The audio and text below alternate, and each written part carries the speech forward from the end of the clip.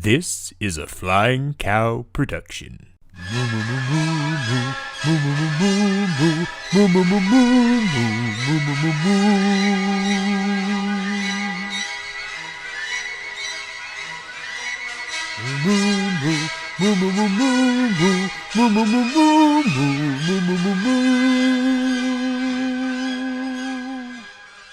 Well, hello and welcome back to Movie Battles here on the Flying Cow, where we take the very best in Disney, Pixar movie trivia and we put them head to head. I am your host, the Flying Cow himself, Clay Johnson, and here with me today is none other than the elk, Andrew Kelk. Andrew, how you doing today, sir? Clay, I am doing amazing. You know, it's always a pleasure to be here with you. It's always a pleasure for all the people out there to be here, of course, with me. You're very, very welcome for that, folks. And it's a real pleasure because I think you may know that somebody in this matchup has a little history with yours truly. Absolutely, absolutely. This is, of course, a first round tournament match. We have the Spaniard, David Garcia, going up against the Pardy Monster, Pardis Jesudasen. This, of all of the matchups, this is one of the ones that was the hardest to call. I think that these two players are pretty even in knowledge, so I am excited to see what happens in this match today. Should be a very interesting matchup all the way around. And as you said, not too much separating these guys, at least when the numbers are looked at. You look at the win percentage alone, both guys sitting, I believe right now, even at 50%. So both looking to get up into that plus column, make it on the positive side. And of course, moving forward in the tournament, not a bad prize as well. Absolutely not. Absolutely not. So what do you say we go ahead and bring in today's competitors? I mean, one of them might not be too happy to see me, but let's get to it anyway. All right. Introducing first. He is coming in with a record of 2 wins, 2 defeats, and 1 knockout. He is the Spaniard, David Garcia. David, how are you today, sir? Fine. Well, I didn't expect to see the elk today. I'm sorry. I didn't realize there was history here. You know, It's not. I mean, the only history is that he pestered me for like a year and then I beat him. Oh, okay. Oh, David, that's not kind at all. We had such good times back then. Yeah. At least I did. All right. So you are here today in a first round tournament match. How do you feel about your chances in today's match? Well, teams tournaments are my thing. Being on my own, well, let's see. Let's see. I have been doing my homework on Disney. Maybe a little, I have gained a skill or two since I last played here. So let's see if it pays off. All right, let us see. So we will go ahead and introduce your opponent. And his opponent, representing whoever can tell him where the party is, with a record of 3 wins, 3 defeats, and 1 knockout. He is not only a member of the 2022 Elimination Gauntlet Final 5, but the MVP. He is the Pardy Monster, Pardis Jesudasen. Hello. Pardis, how are we today, sir? I'm doing well. Ready to do some battle knowledge, so. Absolutely. So this is your second appearance in the tournament. Last year, you unfortunately got knocked out in round 1. How do you feel about your chances in today's match? I feel better than last year, so hopefully it'll work out for me. Well, here is hoping. Good luck to you and good luck to David. Let's go ahead and bring him back in. All right. And we will go ahead and get things rolling with the reading of the rules for round number 1. In round number 1, 8 questions from random categories will be given to all competitors. Competitors will have 15 seconds to write each answer.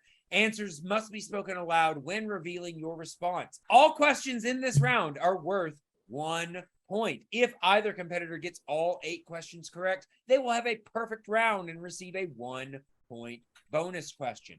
Competitors also have 3 repeats that they can use at any point throughout the match. So if you need a little bit more time or you just want to hear a question again, use your repeats. Competitors also have a challenge. If at any point they disagree with the ruling of a question, then they will keep. Then they can challenge. If their challenge is upheld, then they can keep their challenge. There is no stealing in this round. All right. So competitors, are you ready? Yep. Andrew, are you ready? Always. All right. Then I don't know about you guys, but I feel ready for a movie battle. Action begin. And we will start in round number 1 with question number 1 in the category of early classics and classics. These are the films of mostly the 30s through the 50s. And your question. In Pinocchio, what type of animal is Cleo? See how well, of course, we are actually recording this on the same weekend that the live action version of Pinocchio came out. I have yet to see it, but I have not heard good things. Well, Pinocchio, a fraught franchise, but maybe one of these guys will enjoy it if they can pick up the point here. We will just have to see in 5, 4, 3, 2, and 1. David, we are starting with you. Cleo is indeed a fish. Pardis. It was a goldfish. Goldfish is acceptable as well. All right. So both competitors coming in with a point, 1 and 1, to bring us into question number 2. All right, guys, your second question will come to you in the category of the Disney Renaissance, which of course took place mostly in the 90s. And your question is, a dog called a brother, a horse called a cow, and a dragon who is a servant can all be found in which film? I want a dragon servant, Clay. Where do you go to get one of those? I think there might be, I would tell you a pet store, but I think that's black market stuff. You might need to find a dealer down an alley somewhere. All right, in 5, 4, 3, 2, and we have a repeat. I heard David first. Yeah, it was me. Okay, so David will be charged the repeat there, I believe. Yep. All right, and your repeat, gentlemen, in the category of Renaissance, a dog called a brother, a horse called a cow, and a dragon who is a servant can all be found in which film? I like the use of the repeat early. I'm always a proponent of that JTE rule. If you can pick up an extra point with it, I say pretty much always worth it. Absolutely, absolutely. This question seems to have thrown both competitors for a loop. Let's see if that repeat pays off in 5, 4, 3, 2, and 1. All right, and Pardis, we will go to you first. Is it Mulan? All right, and the Pardy Monster on the board. David, did you get Mulan? Mulan.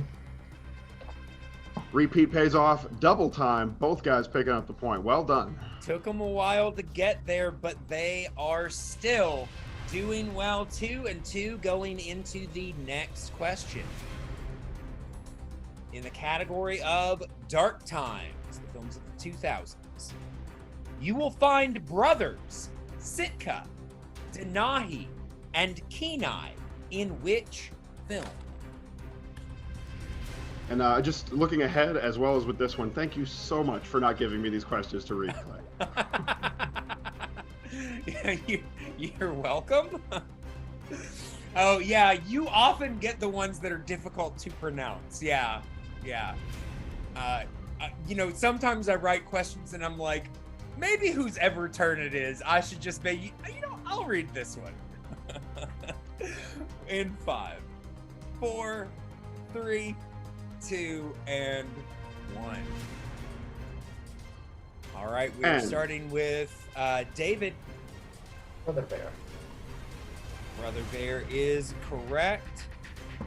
Pardis. Also have Brother Bear. That is correct. All right. So tied at 3 going into the 4th question.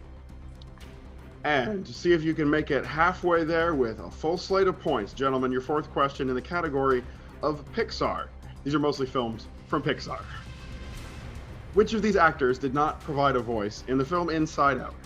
Bill Hader, Bobby Moynihan, Chris Parnell.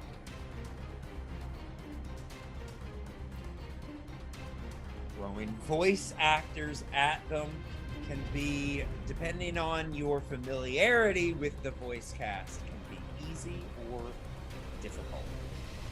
And we'll need an SNL former cast member from each of you in 5, 4, 3, 2, 1. Pens are down. Pardis. Is it Chris Parnell? Pardis with Chris Parnell. David, what did you have? Buddy Monahan. And to take the lead with 4 points, Pardis gets it correct with Chris Parnell. That is correct. So yes, Pardis takes a 1-point lead going into the 5th question in this round. And that is in the category of Hybrid and Muppets. And your question. You will find the town, Passamaquoddy, a lighthouse, and the song Candle on the Water in which hybrid film? These questions seem to be giving our players quite pause in this match. I will say, when I wrote these, I thought a lot of these were easy, but apparently my concept of easy and difficult has been shattered. In 5, 4, 3, 2, and 1. David. No idea. Got nothing. All right, Pardis. That would be Pete's Dragon.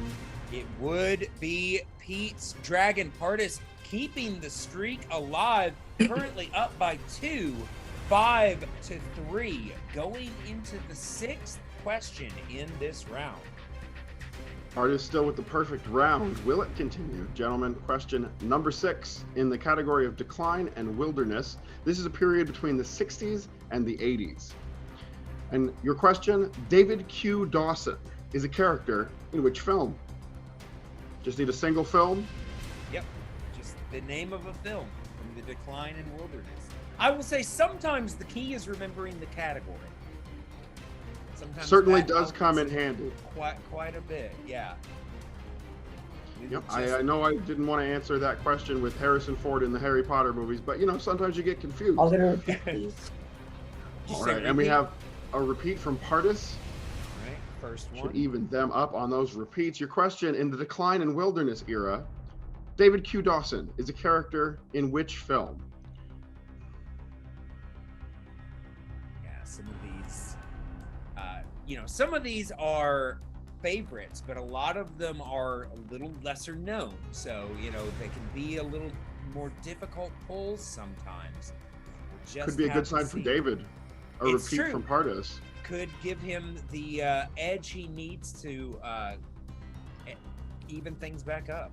And 5, 4, 3, 2, 1. Pens are down. Pardis, I'll need your answer. I might have this wrong, but the Great Mouse Detective. The Great Mouse Detective keeps him perfect. David, did you have it? Great Mouse. I'm sorry. Let me see that board real quick. Okay, yeah. Your G just looked weird for a second. Okay. It looked like an S, so it just looked like the SRAT mouse detective. All right. So with that, Pardis maintains a 2-point lead, 6-4, going into the next question. And as you pointed out, he is still perfect. Let's see if he can remain so through package films. Everyone's favorite. These are the short collections of the 40s. Here's your question. You will find the narration of Bing Crosby and Basil Rathbone in which film? See a lot of Basils anymore. Yeah. It's, I mean, you know, here, basically, we had 2 in a row. Great Mouse Detective, that's the lead character's name, and now Basil Rathbone. Look at that. Maybe we're bringing it back. Maybe we're bringing it back. Who knows? In 5, 4, 3, 2, and 1. All right. We're starting with David. Melody time? That is incorrect. Pardis. Fun and Fancy Free. That is also incorrect. We were looking for The Adventures of Ichabod and Mr. Toad. So no perfect rounds this time, but both competitors still doing pretty well. Pardis with that 2-point lead, 6-4, going into the final question in this round. David looking to potentially close to 1 point. Pardis maybe to an even larger lead. We'll find out with your final question in round number 1. Your category is the CG revolution. Of course, the 2010s to the present. And your question is, who provides the voice of the dragon Sisu in Raya and the Last Dragon? And I was worried about Passamaquoddy. Right? Yeah. Some of these can be a bit of tongue twisters.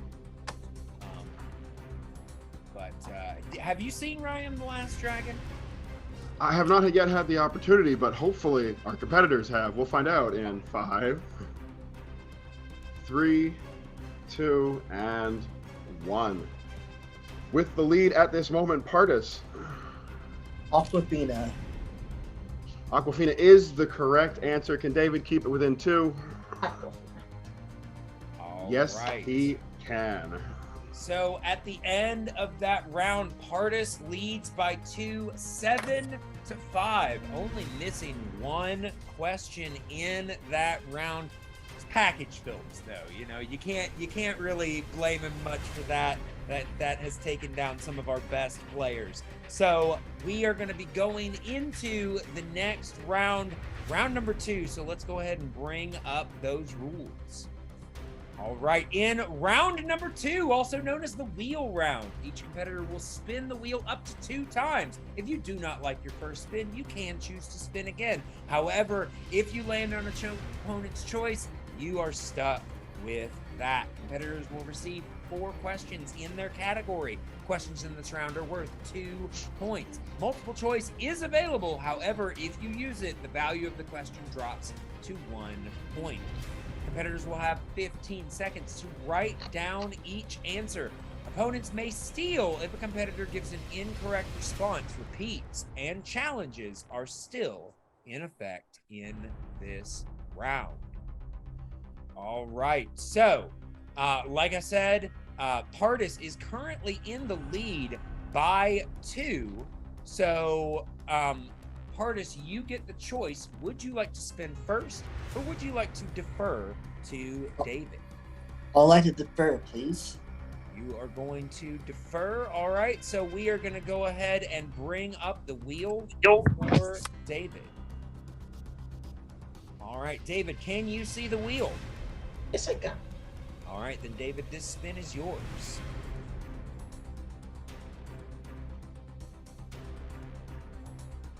And you have landed on the Decline and Wilderness, films of the 60s through the 80s. Would you like to keep it or spin again? I'll keep that. All right.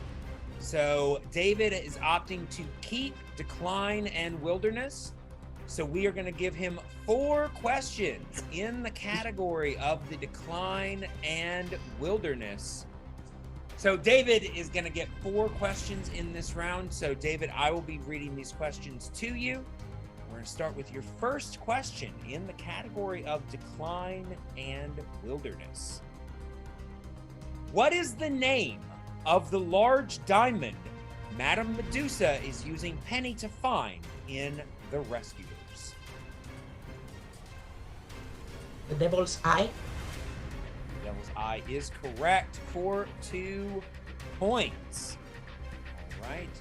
Tying it up with Pardis. Going now to the second question. In The Great Mouse Detective, what does Ratigan hate to be called?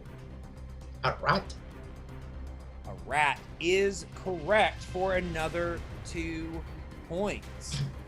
Moving now to the penultimate question in this round. David currently with a 2-point lead. What is the name of the communication chain the Dogs of London used to communicate across England in 101 Dalmatians?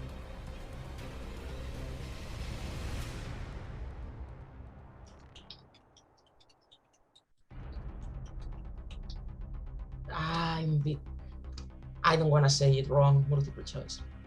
All right, multiple choice it is. And your options there. Is it A, the Midnight Howl? B, the Bark Report? C, the Twilight Bark? Or D, the Howling Chain? A. A, the Midnight Howl Yep. is incorrect. Oh. So, Pardis, you are going to get the opportunity to steal. Okay. So, your question again. What is the name of the communication chain the Dogs of London used to communicate across England in 101 Dalmatians? Is it A, the Midnight Howl? B, the Bark Report? C, the Twilight Bark? Or D, the Howling Chain? C. C, the Twilight Bark is correct for a 1-point steal. I was gonna say Midnight Hound for 2 points. So. Oh, well, yeah. Yeah. Good thing you didn't risk that, but we are going now to your you are still in the lead by 1. Let's see if you can increase that with your final question in this round. What is the name of the kind-hearted rich girl who adopts Oliver in Oliver and Company?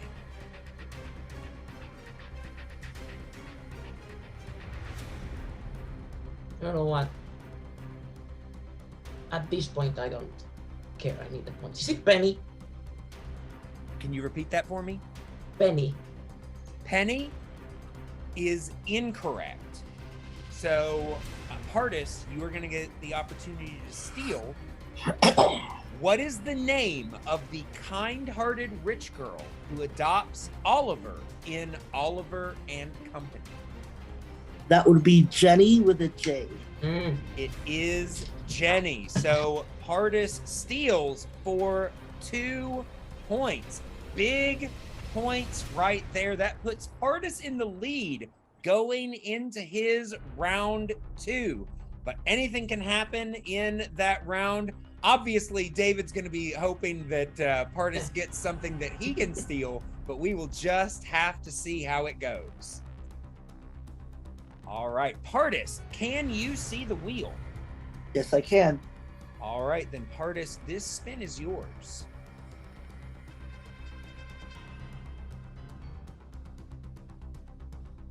And you have landed on The Renaissance, the films mostly of the 90s. Would you like to keep this or spin again? I would keep it. I mean, I will keep it. You will keep it. All right.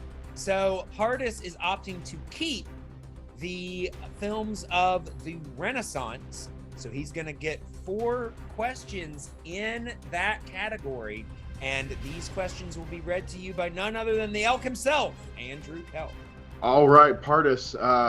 David had a little trouble in the last round, so you're coming into this with a lead. But of course, Steele's still alive. David definitely looking for a few of those. Will you give them to him?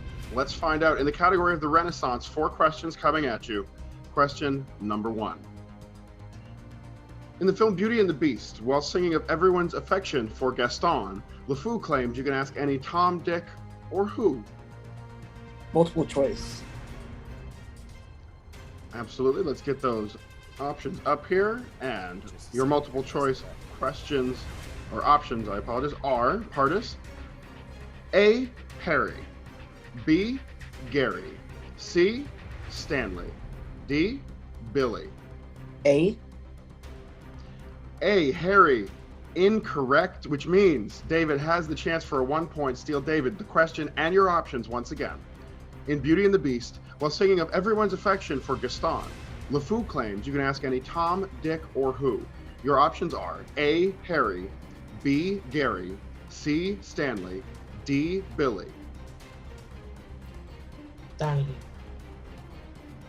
Stanley is correct for a big steal, tying up the game at 10 points. Good steal by David there. Pardis, you have 3 more questions in this round, hoping it'll go a little better with your second in the category of the Renaissance. Pardis, in Disney's Tarzan, what is Jane's last name? I'll do multiple choice. Once again, going to multiple choice. Let's see if the options help you out. Pardis, your options are A, Stewart, B, Porter, C, Harris, D, Foster. B, Porter. B, Porter, correct to retake the lead. Good point for you there, Pardis. Halfway through your second round, your third question. What is the first bug we see Simba eat in The Lion King? First bug. I'll do multiple choice. Many bugs that can be eaten. Did he eat A, a beetle, B, an ant, C, a ladybug, D, a grub? A beetle? A, beetle, once again incorrect. And so we go back to you, David, for another steal opportunity. Your question and options once again. What is the first bug we see Simba eat in The Lion King? A, beetle, B, ant, C, ladybug, D, grub. A grub?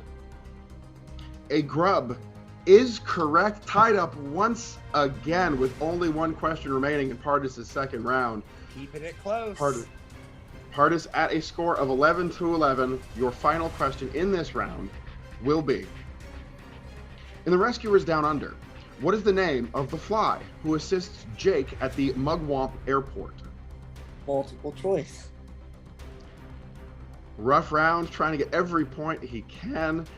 Your options are A, Mick, B, Sparky, C, Zip, D, Hogan. C, Zip. C, Zip. Incorrect, giving David a chance to take the lead if he can make this steal. David, your question and options. In The Rescuers Down Under, what is the name of the fly who assists Jake at the Mugwump Airport?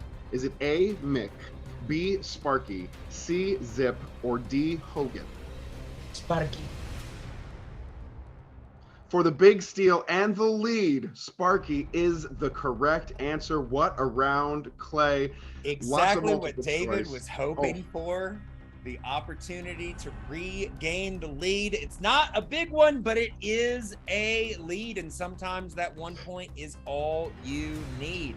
But still, anybody's game. So let us go ahead and bring up the rules for round number 3. All right, in round number 3, competitors will choose 3 numbers ranging from 1 to 20 that correspond to 3 random categories. Competitors will receive 3 questions in this round that range from 2, 3, and 5 points respectively. Competitors will have 15 seconds to answer each question. There is no stealing or multiple choice in this round. Repeats and challenges are still in effect. All right, so as I said, David has a narrow 1-point lead going into this round. So David, you get to choose your 3 numbers first. What would you like? 2, 3, and 11. 2, 3, and 11. Something's All right. never changed. All right, Pardis, 4, 8, and 12. 4, 8, and 12. All right. Very good. Like I said, David currently has a 1-point lead, which means in order to make David answer some questions, Pardis is going to need to get some questions correct. Only a 1-point lead, so all he needs is the 2-pointer to shoot it back and avoid that TKO. So let's go ahead, take a look at Pardis's 2-point question. He chose number 4, and that relates to the category of recent Pixar. Okay? And your question for 2 points in recent Pixar.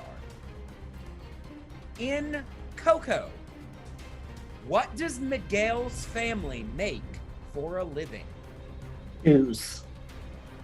Shoes is correct for 2 points.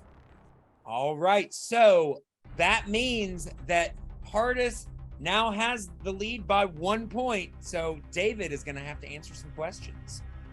Lead going back and forth like crazy, Clay. Second round and into this one. Let's see if it keeps on going.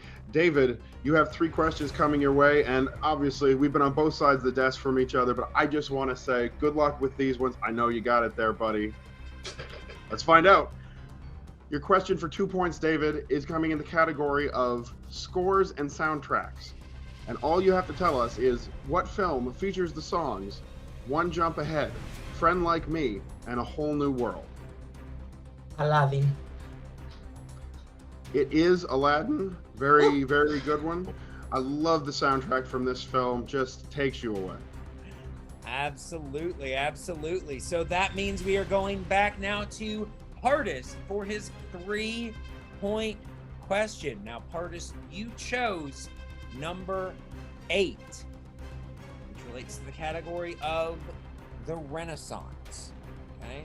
Again, you get this correct, you force David to answer his 3-point. All right? So your question for 3 points. In the film, Mulan befriends 3 soldiers. Name 2 of them.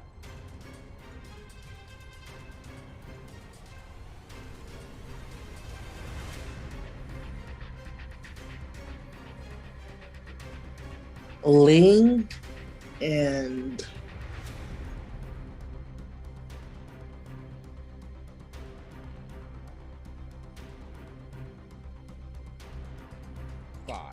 Xiao Yu. That is incorrect. We were looking for Yao, Ling, or Chien Po.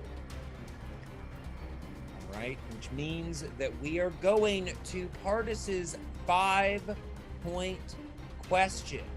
Again, All comes down to this. if he gets this correct, then he will force David to answer not only his 3, but his 5 as well. However, if Pardis misses, David moves on in this tournament. So Pardis, your question for 5 points, you chose number 12, I believe. Yeah. And that relates to the category of hybrid films. And your question for 5 points in hybrid films. In Mary Poppins, who plays the children's mother, Mrs. Banks?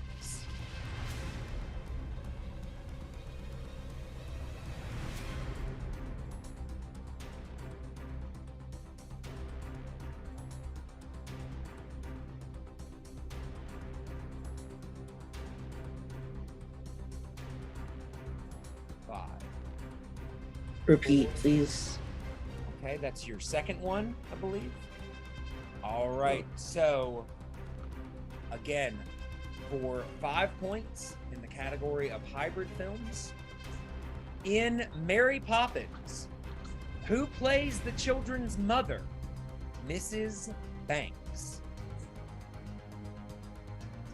Congrats, David. I got nothing.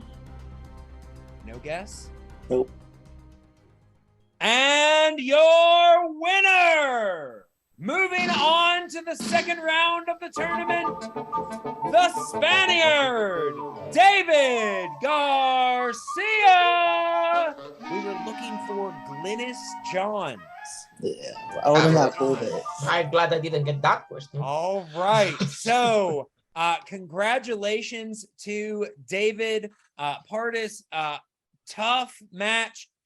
Well fought for you, sir. But we will talk to you guys in just a second for post-match interviews. All right. Well, there you have it. We have another person in round number 2, David Garcia. This match, as you said, was back and forth, neck and neck, all the way to round number 3. And unfortunately, Pardis just ran into a group of questions that he just did not know. It was a real tennis match, ping pong, whatever you'd like to say. It's going back and forth between these two all the way through round number 2. And now I've said a mean thing or two about David Garcia before, but I would never impugn the actual talent that he has, the knowledge that's there in his brain. Quite a good competitor. And after what had to look to him like a real insurmountable, real tough second round showing, he comes back with all those good steals, 1 point apiece, but that adds up. And that 1 point is all you need to win in the end. That's exactly what he does here today. Yeah. It's, like I said, hard fought match from both of these competitors. So let's go ahead and go to our post match interviews. All right, it was a tough match today, as it always is here, and we had a couple great competitors, including our unfortunate loser today, Pardis Jesudasen. You are the Pardy Monster, but you're not going to be partying today after a tough round 2, and I have to ask you this question. I know it's right after the loss, might be a bit tough, but a round 3 where you get all the way to the 5-point question, going for all the points, and you leave some repeats on the board. What was going on there? I had no clue. Like, I knew one of the answers was lane, but like I knew it was like I was trying to figure out like the short guy. Cause like I don't remember the name of the big guy. So like I was like, I know it was like Shao or something, but like, and when the answer said Yao, I was like, sure went with Yao instead of Shao, and like, oh yeah. Well, that is a pain that a trivia competitor knows very well, being so close to the correct answer, but not quite getting there. Also, kind of the story here today with this matchup. A lot of answers I know you were very close on, got a lot of things almost all the way there. Do you think there's anything you could have done differently, Pardis, that would have gotten you over that hump, maybe push David to answer a couple more questions? Definitely thought should have like think more in round 2, because I know the Tarzan one I knew straight away, but like I was like, but I don't want to give him the full 2 points. So like I wanted to be like, yeah. I wanted to be safe. Well, of course, there's a lot of strategy that goes into all the rounds, and I know you were doing what you thought was best at the time, but not, unfortunately, enough to get you through today. Are you disappointed at all to be out of the tournament? I am, but I'll be back next year. Certainly, I'm sure that I'm sure that we're going to have tons of amazing matches still to come with you. You're a great competitor, and you performed very, very well today. Unfortunately, could not get the job done. Anything else you want to say to everybody out there watching today, Pardis? Nothing really. Just continue to watch Disney movies, and yeah. Well, the party may be quiet for now, but I'm sure that music will turn right back up soon. Pardis, wonderful speaking to you. Condolences on your loss. But again, I think you did a great job out there today, and I'm sure we'll see you back real soon. Well, here we are again. Yeah, David the Spaniard. It's been a while since we've been in the Elks Lodge. We're throwing back everything today, of course, David, but something that I didn't see you do all the time back when we were in the face-off, winning matches was not always on the record for you there. You did come away with a few impressive wins, but a couple of tough losses as well. I'm guessing you're very happy today with your performance in this matchup, especially, I would say, in a little bit of luck, perhaps, in round 2 with your opponent giving up a few steals your way. Well, I mean, I was a rookie when you met me. I've had like a lot of experience since then. In fact, I'll probably not taking in account the Nazarios and the Boatmans. I'm probably one of the most experienced guys in trivia in this league. And that helps. I am now very accustomed of coming from behind in matches. And yeah, you just have to keep your head, take calculated risks like that penny Jenny. I knew that if I got it correct, it would give me a big boost. But if I got it incorrect, I was going to lose anyway, unless he kind of struggled in his round 2. So, and payoff, you take risks, you hope for the best, and you answer 1 point at a time, 1 question at a time, just answer what you know, and you don't get rattled about misses. That's how you do it.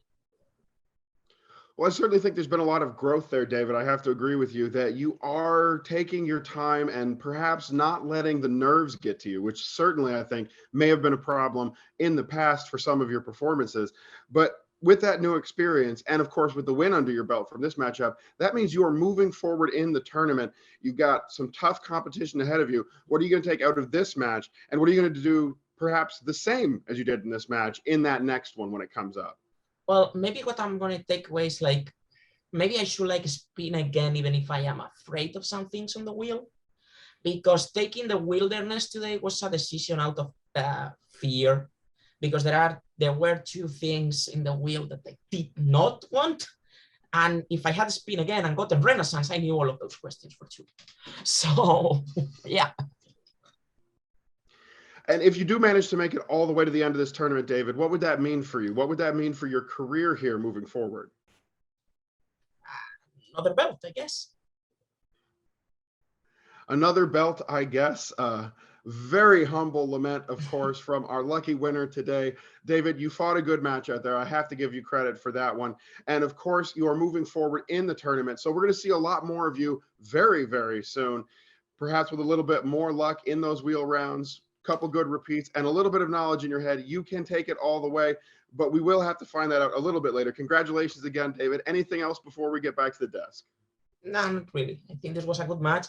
And congratulations to Pardis. He played a great game, just round 2 was. It happens to all of us.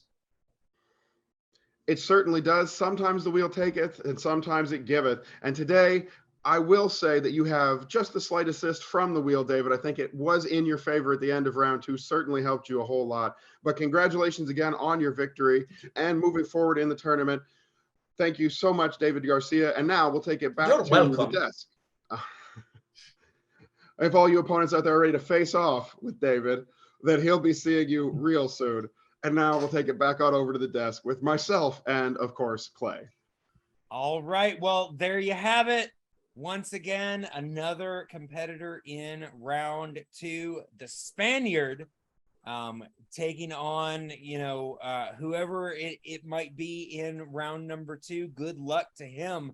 And like you said, well fought match on both sides today. But just want to say thank you to everyone out there for watching today. Hope you have been enjoying this tournament and this first round match. We've got a lot more headed your way, so make sure to check all of that out. Make sure to subscribe, like, comment, all of that stuff. Let people know about us. Also, check out all of our podcast feed wherever you can find podcasts.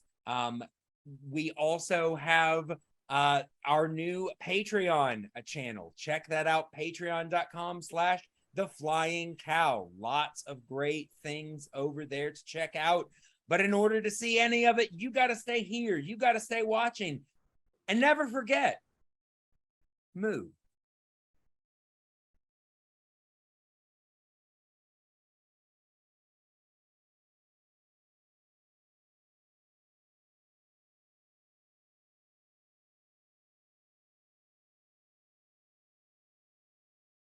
Mm.